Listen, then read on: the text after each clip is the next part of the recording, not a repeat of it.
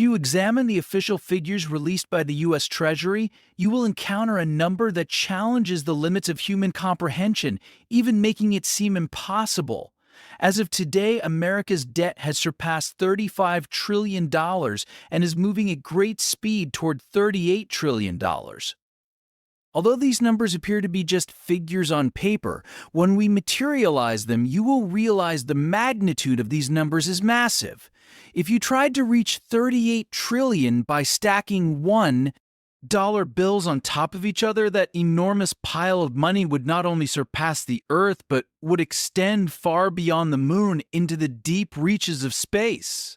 For years, economists and politicians kept telling you that deficits didn't matter and that these numbers weren't that important, because they claimed that as long as the economy grew, the debts would be manageable. They saw national debts merely as numbers written on paper. In other words, no matter how high the numbers were, they had no physical equivalent in the real world. However, by the year 2024, the math took a turn that would be irreversible. Economists and politicians realized that the debt was not just numbers written on paper, and that a dark financial crisis had been stepped into. This number has now turned into a giant monster that continues to eat the U.S. budget alive. For the first time in history, the American government is forced to spend more money on the interest payments of its accumulated debt than it spends on national defense. Think about what this means. The U.S. government is sacrificing more money to fulfill its responsibilities to past bond debts than it spends to strengthen its military. The money paid for interest has even exceeded the cost of an entire Medicare program. The interest payment alone is approaching $1 trillion annually, and this situation triggers the frightening phenomenon known in economic literature as the debt spiral. Think of a normal person.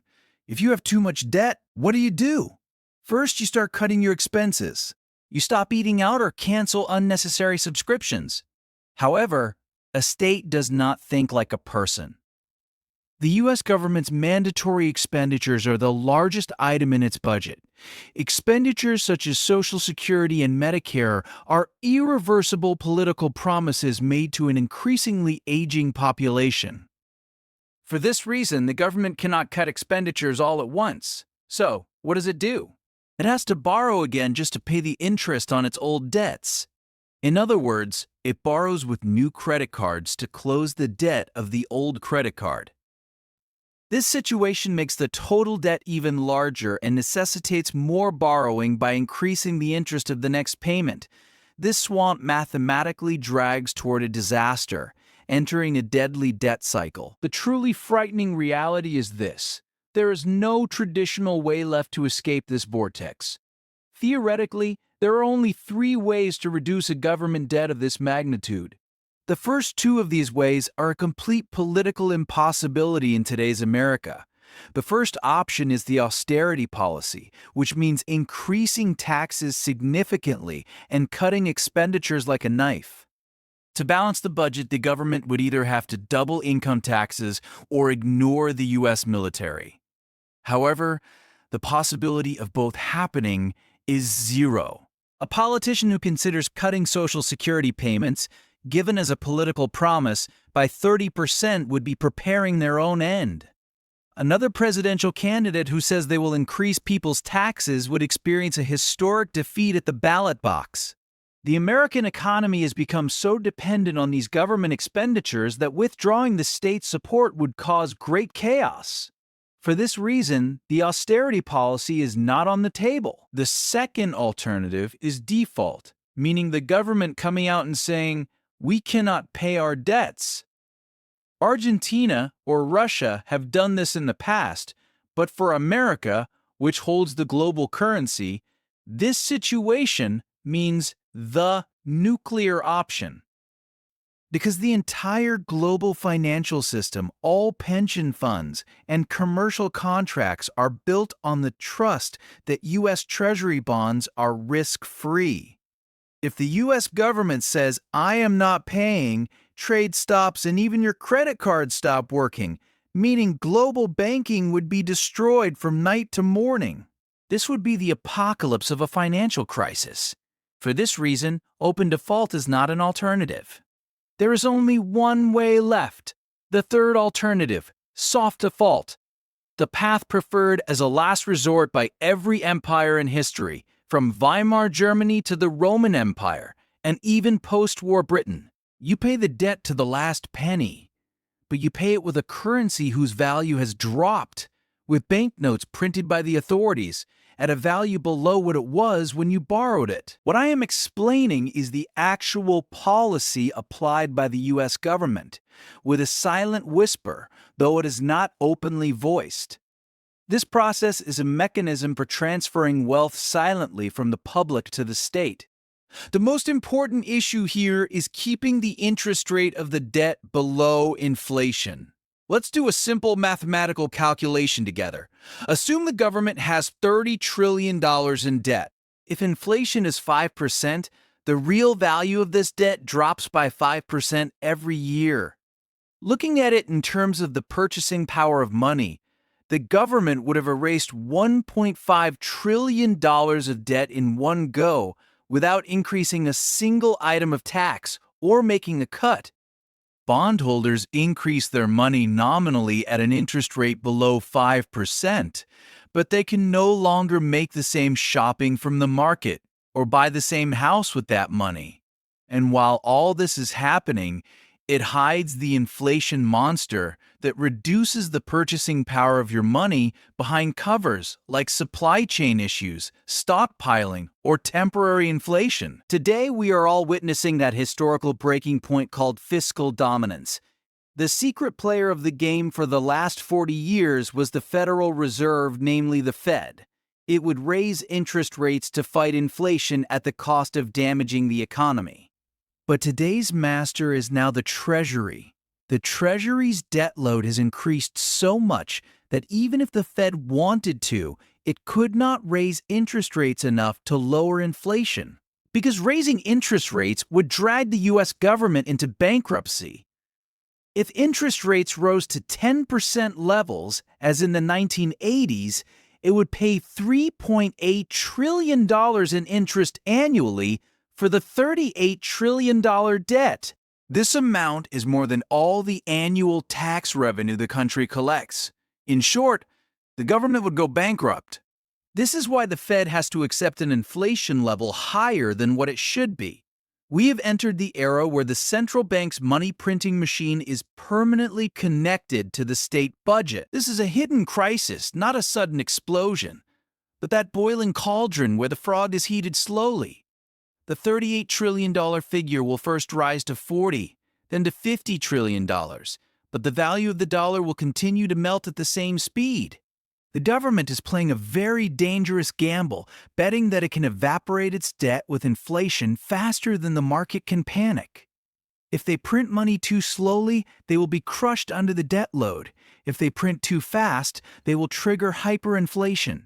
They are trying to pass through the eye of a needle by keeping inflation at 4 or 5% for many years. This number might sound manageable, but its compound effect is devastating. In an environment with 5% inflation, the value of your savings on the side melts by half in just 14 years. This is exactly the plan to erase half of the national debt along with half of your savings by the mid-2030s. In the next section, we will take a closer look at the sinister plans they use to advance this process. We will talk about everything from yield curve control to manipulations on the consumer price index. We will explain how the banking system is forced to take on debts that no one wants to buy. We will see how Washington performs a wealth transfer from its own people's pockets to its own treasury. Actually, you don't need economic knowledge to understand how the government plans to melt this $38 trillion debt. Just looking at history books is enough. The U.S. is taking its economic strategies applied after the First World War off the dusty shelves and reapplying them today. Let's go back a little further to the year 1945. In 1945, the ratio of the U.S. debt to its gross domestic product had risen to 119%. The government did not resort to taxes or pull the bankruptcy flag to pay this debt. It melted its debt with negative real interest rates. While the Fed kept interest rates fixed at 2.5% for 10 years, the inflation average was over 6%. In other words, the public and bondholders lost 3.5% of their purchasing power to the games behind the scenes. This plan was a planned wealth transfer from those who save to the state. Today, the same strategy has returned at full speed, but it has been equipped with 3 modern and advanced tools to prevent you from noticing this wealth transfer. The first of these tools is the captive buyer strategy. In a place where there is a free market, if a government were in a debt swamp of $38 trillion and spending this money recklessly, investors would expect high investment rates to lend to the government. Because in their eyes, you are risky. They would say, "Give me an interest rate above 5%. But the government cannot pay this interest and manipulates the market with various banking tools and creates a captive audience for itself. The government forces the holding of American Treasury bonds legally through pension funds, banking, etc. These bonds are defined by regulators as high-quality liquid assets. In short, banks must hold them in their hands to continue their business regardless of the return on these papers. Pension funds, on the other hand, purchase these debts not for the purpose of return, but because they are legally obliged to keep them. The second tool is the CPI, Consumer Price Index. If you have promised people payments based on inflation and still want to pay less, the best option in your hand is to change the definition of inflation. Treasury bonds and Social Security payments are tied to the CPI. This is a sufficient reason to change the CPI figures. For example, if the CPI is 10%, the state has to pay 10% more. From the 1980s to today, new calculation models were written to pull inflation figures down. They proceeded with the substitution bias logic. For example, if meatball prices increase so much that you cannot buy them, you go and buy a hamburger instead. Therefore, your purchasing power hasn't dropped that much. Or, with hedonic adjustments, when new car models are more expensive than old models, they create an impression of quality increase for you, claiming the price didn't actually increase, but security features, equipment, etc. did. If they were still using the method of the 1980s today, you would see that inflation is double the figures we see now. In short, the government steals from your quality of life to melt the debts in its own budget. The third tool is fiscal dominance. This means the central bank's mission has now changed. By taking away the independence of the central bank, it is made to work with a single task. This task is to keep the Treasury afloat at all costs. The largest bond buyers of America are China and Japan. When they stop buying U.S. debts, the Fed steps in. And it continues to buy the bonds that no one prefers by printing money. This is called quantitative easing. With this method, they pump money into the market and keep it up artificially. What is the result? The stock market rises, the value of fixed assets increases, and prices in the free market completely lose touch with reality. All assets become a bubble in market terms. The government creates a false wealth illusion. The value of your house seems to increase. Your money in the stock market increases. Your pension funds rise. But this is just an illusion. You have more dollars in your hand, but you can buy fewer things compared to before. The government actually pays all its debts by silently taking the wealth in your pocket by creating inflation. The net result is this: the U.S. government will again pin its hopes on inflation. It will continue to keep interest rates below real inflation for the next 10 years. While it keeps your accounts in those providing a 4% return, if real inflation is 6%, with the 2% difference, you are actually paying the government's debt. You are now the donor class paying the government's debts. The only way out of this system is to own assets with a limited supply that the government cannot increase even if it wanted to. We talked about how the government seizes your wealth. However, when the government is cornered, even this silent approach is not enough, and it changes the law to seize your assets. In 1933, the US government did exactly this. It declared it a crime to own gold, which has a limited supply and protects you from inflation.